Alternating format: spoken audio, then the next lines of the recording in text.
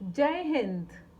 आज 1 जुलाई 2021 को high court New Delhi ने जजमेंट पारित करा है और उन्होंने बोला है that street dogs have right to food and citizens have right to feed them without impinging upon the rights of others. High court New Delhi. So क्या बोला है जस्टिस JR मीठा जी ने? क्या बोला है? हम आपको पढ़ के सुनाते हैं कि क्या जजमेंट है, ताकि आप भी समझ लें और दूसरों को भी समझा दें जो रोज आपको तकलीफ देते हैं डॉग्स को खाना खिलाने के मामले में। Let me read this to you first. Observing that street dogs have a right to food and citizens have right to feed them, the Delhi High Court has issued a set guidelines for feeding and treatment of community dogs after holding that every dog is a territorial being.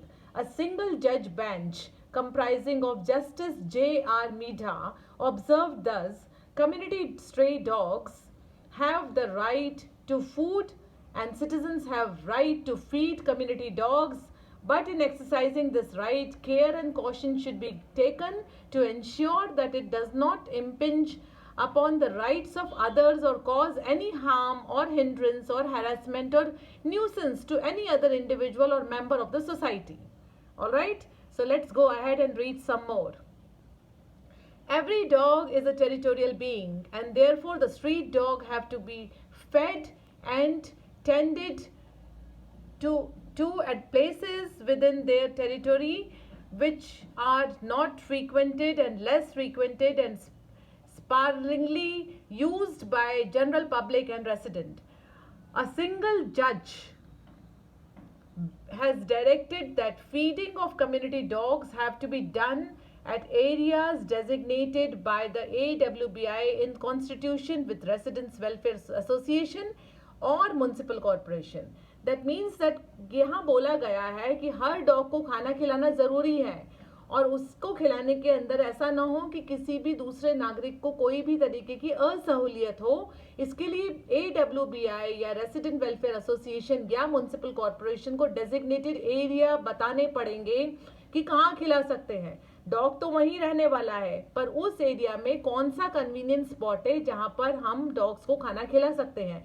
यह काम municipal corporation या resident welfare association को करके देना पड़ेगा। That means हमको ये पता होगा म्यूनसिपल कॉरपोरेशन के थ्रू कि डॉग्स की डाइनिंग टेबल किधर है। Got it guys?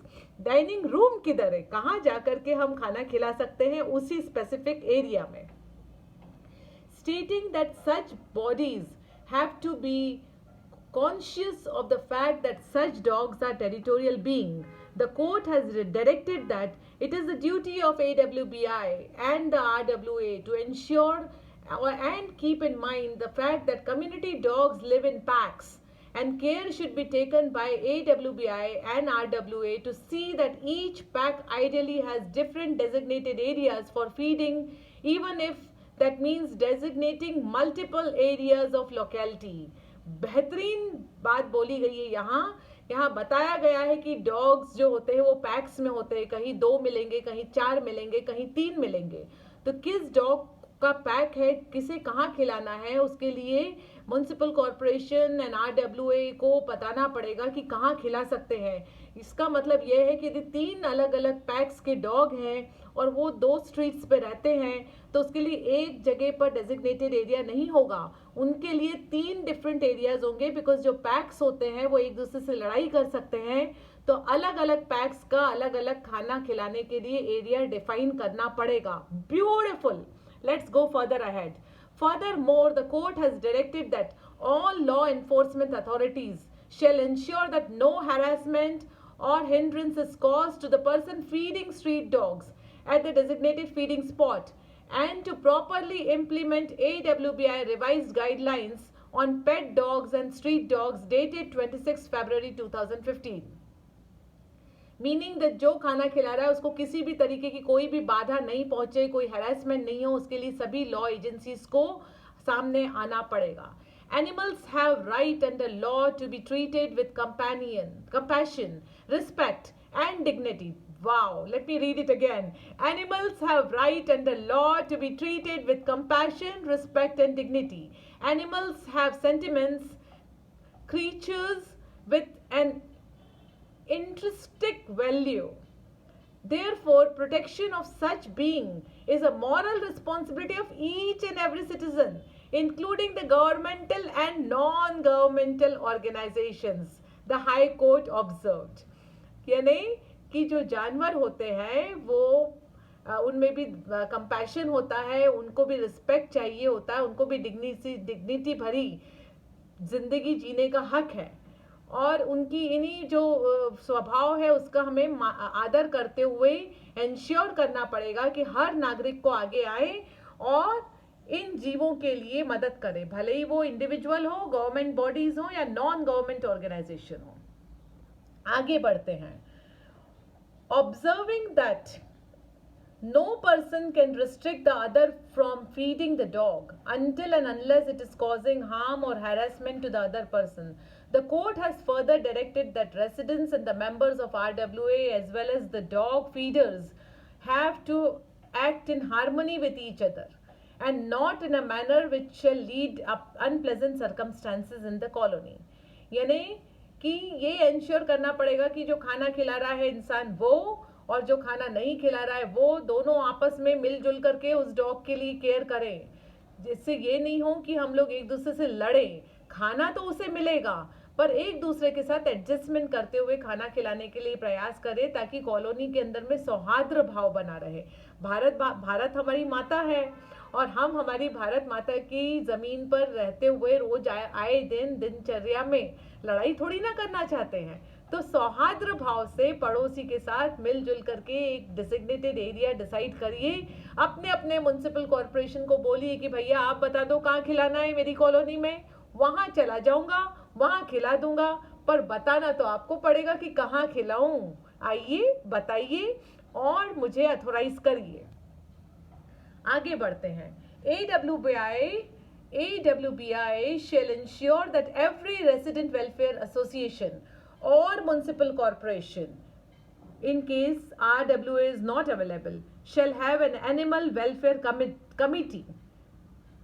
So her AWBI को इंश्योर करना पड़ेगा कि जहाँ पर भी RWA है, जहाँ RWA नहीं है वहाँ पर म्युनिसिपल कॉरपोरेशन एक एनिमल वेलफेयर कमेटी हर जगह बनाए, which shall be responsible for ensuring compliances of provisions of the PCA Act and ensure harmony and ease of communication between caregivers, feeders or animal lovers and other residents, the court has directed. Beautiful. The court has also said that the dogs have to be sterilized, vaccinated and returned to the same area that they have been picked up for sterilization and cannot be removed by municipal corporation. यानी court ने ये बोला है कि dogs को उठाना पड़ेगा, उनकी नसबंदी करनी पड़ेगी, उनको टीका लगवाना पड़ेगा और उन्हें वहीं छोड़ना पड़ेगा जहां से उन्हें उठाया गया था और कोई भी म्युनिसिपल कॉरपोरेशन किसी भी डॉग को वहां से मूव नहीं कर सकती है. If any of the street dog is injured or is unwell, it shall be the duty of RWA to secure treatment of such dog by the vets made available by municipal corporation or privately from the funds of RWA, the court said. Beautiful. That means that resident welfare society जो भी है वो उसकी duty बनेगी कि कोई dog यदि बीमार हुआ है या उसकी तबीयत खराब है या उसको इलाज की ज़रूरत है तो RWA की ड्यूटी बनेगी कि उसका ट्रीटमेंट करवाया जाए और यदि RWA नहीं कराती है तो फिर वो ट्रीटमेंट के लिए म्युनिसिपल कॉरपोरेशन को किसी वेट को भेजना पड़ेगा. Oh my God, amazing, amazing, amazing. Next, furthermore, it has observed that every RWA should form guard and dog partnership and in consultation with the Delhi Police Dog Squad, the dogs can be trained to make them effective as guard dogs and yet friendly to those who live in the colony. यानी dog को ही चौकीदार बना दीजिए, वो ही guard बन जाएंगे तो आपकी कॉलोनी की सुरक्षा करेंगे. यह बात तो डॉगिटाइजेशन कब से बोल रहा है, दिल गार्डन हो गया. आगे बढ़ते हैं. The importance of street dogs in our community is the great significance. Being territorial animal, they live in certain areas and they play an important role of guard by protecting the community from entry of outsiders or unknown people. If these are removed from certain areas, then new stray dogs will take their place, the court observed at the outset. मतलब यदि आप वो dog हटा देंगे जो colony में रहता है तो नया डॉग आ जाएगा, जो अभी हमने मनीषा सुनीता की केस में हाल फिलहाल में ही बताया था और बोला था. आगे बढ़ते हैं. Observing that there is a need to spread awareness that even animals have a right to live with respect and dignity, the court has directed to that AWIBI shall carry out an awareness campaign in association with various newspapers, televisions, radio channels and social media platform. Brilliant! Yahoo! Balle balle! Let me read it one more time. Observing that there is a need to spread awareness that even animals have right to live with respect and dignity, the court has directed AWBI shall carry out an awareness campaign in association with various newspaper, television, radio channels and social media platform. Oh my God, amazing. The court has also constituted an implementation committee for the purpose of implementation of guidelines which shall constitute the following members. And ये committee का लिए members का नाम बताए गए हैं कि इन लोगों को साथ में कमेटी बनाई जाए. Let me read that. The director, Animal Husbandry Department, or his nominee, the senior officer to the nominated by all municipal corporation, one senior officer to be nominated by Delhi Cantonment Board, one senior officer of the to be nominated by Animal Welfare Board of India, Mrs. Nandita Rao, Additional Standing Council Government of NCT of Delhi as convener, and Ms. Manisha T. Karia, Advocate of Animal Welfare Board of India. So, and Mr. Pragyan Sharma, Advocate. So basically ये जो document है ये हम इसको page पे और अलग से PDF फाइल बना करके पब्लिश कर देंगे. बट बहुत ही ब्यूटीफुल ये जजमेंट है और बहुत बहुत धन्यवाद आदरणीय जस्टिस JR मिधा जी को. बहुत बहुत बहुत धन्यवाद, कोटि कोटि नमन. हम बोले थे ना आपको एक बार, याद है सभी फॉलोअर्स, हम सब अपने कक्षा के विद्यार्थी हैं. हमारी कक्षा के मॉनिटर जो है वो NGO है, हमारी कक्षा के जो क्लास टीचर है वो म्युनिसिपल कॉरपोरेशन है और हमारी कक्षा के जो प्रिंसिपल है ना वो कोर्ट है. तो प्रिंसिपल सर आए और अपना फरमान देकर गए. कोटि कोटि नमन. हम सबके जो सपने हैं वो साकार होते हुए दिखाई दे रहे हैं. अवेयरनेस कैंपेन चलाए जाएंगे, टीवी पर चलेगा, रेडियो पर चलेगा, सोशल मीडिया पर आएगा, जिंगल बजेगी, जागरूकता फैलेगी, हमारी जीत होगी, लड्डू की जीत होगी और हमारा सपना साकार होगा. देश में सतयुग आने वाला है. देर आए दुरुस्त आए पर जरूर आएगा. बहुत बहुत धन्यवाद. जय हिंद, जय भारत.